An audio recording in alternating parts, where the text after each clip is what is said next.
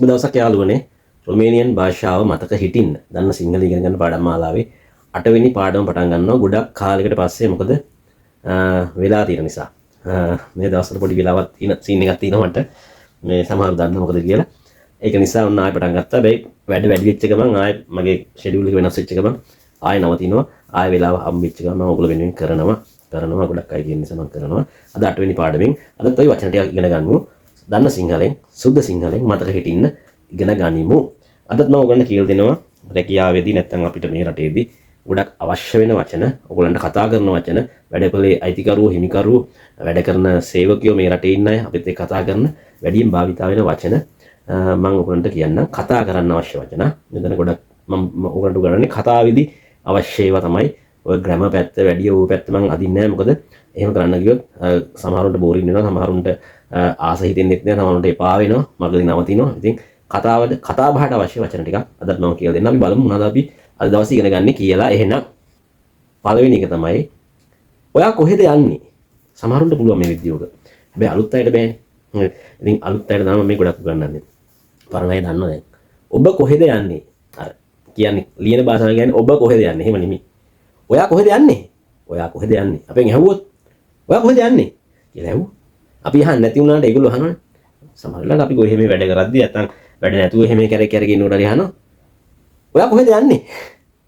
එතකොට මොකද්ද? කොහොමද අහන්නේ? දැන් අහන එක තේරෙන්නේ බෑ අපිට නේ. එතකොට කියන්නේ උන්දේ කොහෙද? උන්දේ තේ දුච්. උන්දේ තේ දුච්. ඔයා කොහෙද යන්නේ? උඹ කොහෙද යන්නේ? අපි කතා කරන්නේ නේ. උඹ කොහෙද බං යන්නේ? එහෙම කොහෙද බං යන්නේ? අන්න ඒ වගේ ඔයා කොහෙද යන්නේ? කොහොමද කියන්නේ? උන්දේ තේ දුච්. ලියා ගන්න. උන්දේ තේ දුච් කියලා මම සිංහලෙන් ලියන්න. හරිද? මොකද දන්නවා සමහර මට කිව්වා අනේ රොමේනියන් වලින්ම ලියන්න. එතකොට අපිට රොමේනියන් ලියන ඒවා තියලා ගන්න පුළුවන්. මම දන්නවා මෙහි ඉන්න අයගේ තත්ත්වය. හරි සමහරු ඉන්නවා හරිම අඩු අධ්‍යාපනයක් ලැබුව අයත් ඉන්නවා. ඉතින් ඉහළ අධ්‍යාපන සුදුසුකම් ලැබුව අයත් ඉන්නවා. ඒගොල්ලෝ කියනවා රොමේනියන් වලින් ලියන්න මෙහෙම කියලා. හැබැයි එහෙම වුණාම අසාධාරණයක් වෙනවා. අර ඉංග්‍රීසිත් වැඩිය බැරි සාමාන්‍ය අධ්‍යාපන මට්ටමක් ලැබලා ආපු අයට මේ භාෂාව ඉගෙන ගන්න බැරි වෙනවා. හරිද? ඒක නිසා මම සිංහලෙන් ලියන්නම්. ඔයගොල්ලෝ සිංහලෙන් ලියා ගන්න. හරි. උන්දේ තේ දුච්. උන්දේ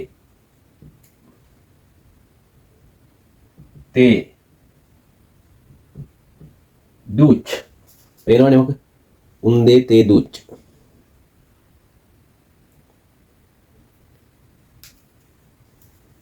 උන්දේ තේ දුච් කියන්නේ ඔයා කොහෙද යන්නේ?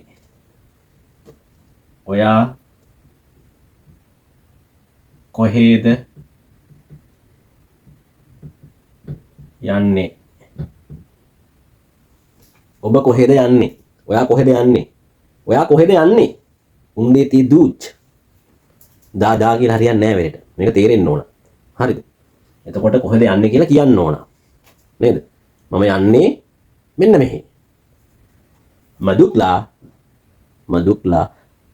Munka. Madukla Lucru. Madukla Magazine. Madukla Bank. Madukla මොකක් හරි යන තැනක නමක් කියන්න.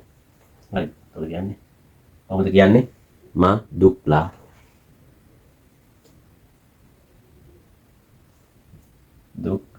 ලා කියන එක කියන්න ඕන. Madukla. ලා කියන්නේ මම යන අහවල් තැනට.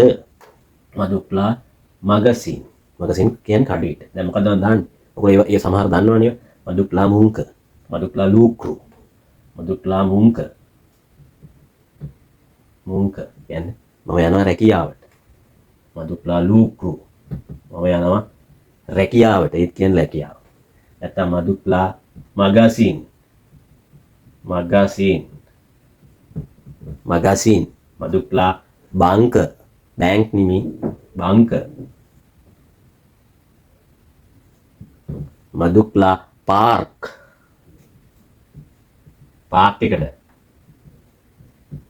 Madukla ආකාශ. මම ගෙදර යනවා.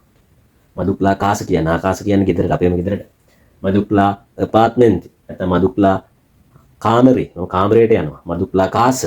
Madukla කාස. Madukla කාස. කාස. Madukla තියෙන්නේ ඕන තරම් ඒවා කියනවනේ යන තැනක් කියන්නේ. හරිනේ. දැන් මේ ටික වීඩියෝ එක පෝස්ට් කරලා ලියා ගන්න වෙනවා. මොකද දන්නවද මම මේ ටික දැන් මකන්න යන්නේ. එතකොට මැකුවයින් පස්සේ ආයෙ මේක ලියා ගන්න බෑනේ. ඒ නිසා වීඩියෝ එක පෝස්ට් කරලා නවත්තලා ලියා ගන්නයි මේක ලියා ගන්න. හරිද? මම දැන් මකනවා. මොකද මගේ බෝඩ් එකේ ඉඩ නැහැ. මට තව වචන දෙකක් විතර උකට උගන්වන්න ඕන.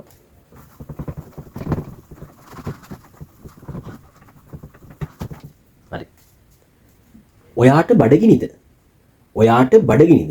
දැන් අපි අහන්නේ නැහැ මෙහෙවුන්ගේ මෙහි අයකින් අහනවාද අපි ඔයාට බඩගිනිද කියලා නැහැනේ. හැබැයි ඒගොල්ලෝ අපෙන් අහනවානේ. අන්නේ අහන එක තේරෙන්න ඕන. අන්න ඒකයි මේක මම උගන්වන්නේ. දැන් දවල්ෙද්දී අහනවනේ ඔබට බඩගිනිද?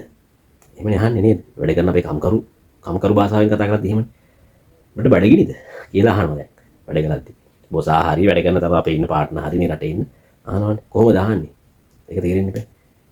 CA for me කොහොමද ඒක ලියන්නේ? CA for me. මේ ලියනවා නම් ඔන්නම තමයි ලියන්නේ. CA for me. එතකොට T එකට යටින් පොඩි ගැඩිමැටික් එකක් එනවා මේ රටේ තියෙන හැම කෑලි දන්නවනේ. මම ඒකයි වැඩි ඔය ගැම වැත්ත ඇල්ෆබෙට් වල ගන්න නැත්නම් ඒව ඕන. සාමාන්‍යයෙන් දැන් අවුරුදු 4 5 ඉන්න අය දැන් PR ගන්න ලෑස්තිලා ඉන්නට ඒව ඕන. හැබැයි එහෙම අයත් ඉන්නවනේ තාම කතා කරන්න බැරි අයත් ඉන්නවනේ එහෙම නේද? ඒක නිසා ඉස්සෙල්ලා කතා කරන්න ඉගෙන ගමු. හරිද? CA for me එක තමයි මේක සිංහලෙන් ලියන්නම් CA කියද්දි TI එන්නේ. TI T එකට යටින් මේ ගාම එක එන්නේ CA හරිද? T නෙමෙයි ඒතකොට T නෙමෙයි T නෙමෙයි C නෙමෙයි හරිද? තයන්නත් නෙමෙයි શબ્ද වෙන්නේ සයන්නත් නෙමෙයි දෙක එකතු වෙලා CA for me. ඒතකොට සිංහල ලියන්නේ කොහොමද? සිංහල ලියන්න වෙන්නේ CA කියලා කියන්නේ හොඳට මතක තියාගන්න. CA කියන්නේ CA for me එහෙමයි. CA for me ඒ කියන්නේ මොකද්ද? ඔයාට බඩගිනිද? ඔයාට බඩගිනිද? CA for me. ඔයාට බඩගිනිද? CA for me. ඔයාට බඩගිනිද? CA for me කියලා කීප වතාවක් කියන්න. යාළුවෝ ඉන්නවා නම් කාමරේ උඩින් අහන්න. උඹට බඩගිනිද කියලා අහන්නේ යන්නේ සිංහලේ. ඒ වගේ CA for me. එතකොට තමයි ඉතින් මේක ජීර්ණය වෙන්නේ. නැත්නම් මේක ජීර්ණය වෙන්නේ. දන්නවද? ජීර්ණය වුනේ නැති වුණාම ඇඟට අල්ලන්නේ නැහැ නේ. දැන් ජීර්ණය වෙනකම් මේක කියන්නේ. ඒක තමයි මතක හිටියේ. CA for me. උඹට තිබහද? නේ. උඹට තිබහද? එතකොට කොහොමද අහන්නේ? CA කියන එක එනවනේ දන්නවනේ දැන්. CA කියන එක එනවා. කියන්නේ ප්‍රශ්නයක් අහනවා අපි කෙනෙක්ගෙන් කෙනෙක්ගෙන් ප්‍රශ්නයක් අහනවා. ඔයාගෙන් ඇහුවොත් ඒ උඹට තිබහද කියලා මෙහෙ කෙනෙක් ඔයාගෙන් ඇහුවොත් එහෙම කොහොමද උත්තර දෙන්නේ? CA for me කියලා ඇහුවොත් මට කියන්න පුළුවන් දා I'm for me. එහෙම කියන්න පුළුවන්. නේද? මට බඩගිනි දා for me. එහෙම කියන්නේ. මේ කතා කරන භාෂාව සරලව කතා කරන්න අදහස් වමාරු කරගන්න මේ වන්ඩු ගන්නන්නේ. ඒ මහද්දි. මේක ඇවිල්ලා මේ මාර මනරම් විදියට ලස්සන විදියට උක්ත ආඛ්‍යාත එහෙම උගන්නිල්ලක් නෙමෙයි මේ කරන්නේ. එහෙම උගන්නනයි ඉන්නවා. උගන්න ගෙවල ඉගෙන ගත්ත එක ඒගොල්ලන්ගෙන් එහෙම ඉගෙන ගන්නවා නම් හොඳයි යා. හරිද? ගුරුවරු ඉන්නවා, ගුරුවරියන් ඉන්නවා දැන්. එහෙම ලස්සනට මේක ග්‍රැමටිකල් එක කියන්නේ එහෙම ඉන්නවා. ඒගොල්ලන්ගෙන් ඉගෙන ගන්න තියෙනවා නම් හොඳයි. ඒක තමයි වඩා හොඳ දේ. නමුත් මම එහෙමත් කරන්නේ නැති පිරිසක් ඉන්නවා යන්නේ ඒගොල්ලන්ට උදව්වක් හැටියට තමයි මේ කියන්නේ. භාෂාව ඉගෙන ගන්න ආසාවෙන් ඉන්න අයට CA for me ඔයාලට බඩගිනිද? උඹට තිබහද? CA සේතේ. මොකද? CA අර උඩ තියෙන්නේ. ඒක මම ආයෙ ලියන්නේ නැහැ. සිංහලෙන් ලියන්නම්. සිංහලෙන් ලියන්නේ දැන් CA කියලා තියෙනවනේ. for me එතනින් ඉරක් දැම්ම සේතේ. සේතේ කියන්නේ මොකද? for me කියන්නේ බඩගිනි.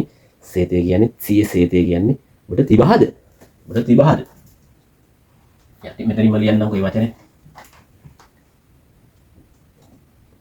CA සේතේ. ඔයාට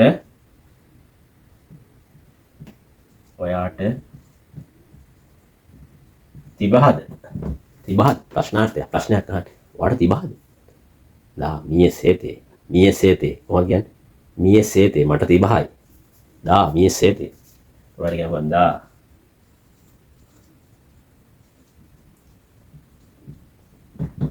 මිය සේතේ මට තිබහයි. අන්න එහෙම කියන්නේ. හරි එතකොට ඔන්නයි බැලුවා CA for me. CA for ඔයාට බඩගිනිද? දා I'm for me නැත්තම් මිය for me.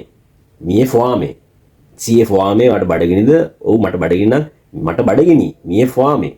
දා මිය for me. හරි.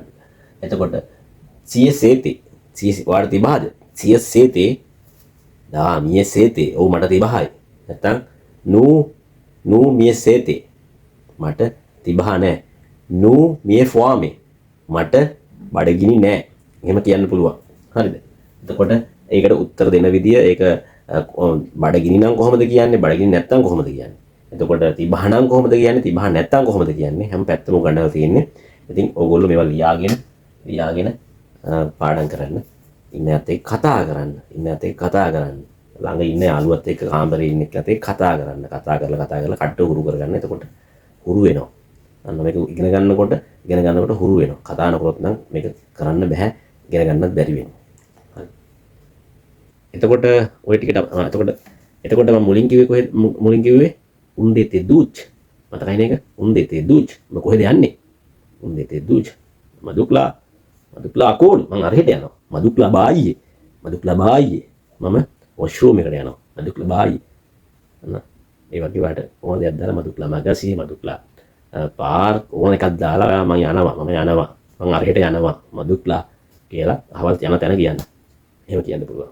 රයිට් එහෙනම් 8 වෙනි පාඩමේ ඔය බලපු ටික ඇති. ඔය කොලේක ලියාගෙන හරි පොතක ලියාගෙන හරි ඔයා පාඩම් කරගන්න. ඔයාට වැඩ කරන තැනදී ඕව වුණ වෙනවා. ඔයා රොමේනියාවේ මැච් එකක් ගහන්න ආපු කෙනෙක් නම් ඔයාට භාෂාව කියන එක අති වැදගත් කියන එක විතරක් හොඳින් මතක තියාගන්න.